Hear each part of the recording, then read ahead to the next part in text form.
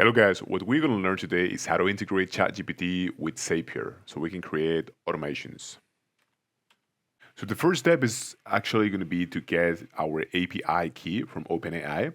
So as you can see here, I have chatgpt.com, and what I'm going to do now is I'm just going to go to Google and I'm just going to type in OpenAI API.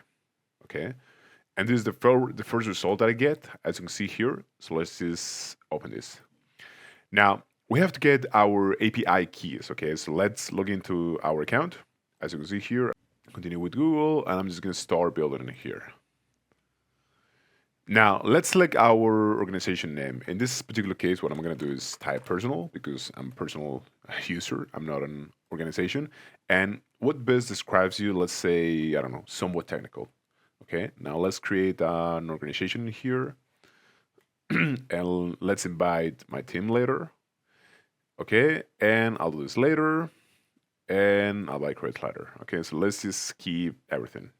Okay, now we need to create our own API keys, and for that, let's go to settings in here. Now let's go to API keys, and let's create a new secret key. Okay, which is going to be here.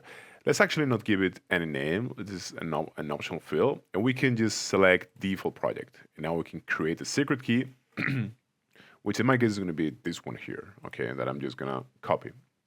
Now, we have to go to Zapier in here, right? And we have to create a new SAP, which is basically like an automation, right? So this is the Zapier homepage. Let's go to Create, and then let's go to SAPs. Now, let's find this action event here, because trigger we cannot use for ChatGPT. We need to use action, okay?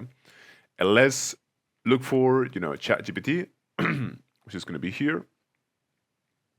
And now let's choose an event, which for this case, this is going to be just an example. We're going to use this later. But let's just say that we want to, I don't know, send a prompt in here. And now we have to sign in into our OpenAI account, into our ChatGPT account. So we can paste this key in here and we can just continue to ChatGPT. And this should be about ready. Okay. Now we should go to configure and add what model we want to use in here. In this case, you can keep it default, which is 3.5 turbo. And this is going to be actually the cheapest API call that you can make. But you can also use different models depending on what you want exactly. So that's pretty much it, guys. Thank you very much.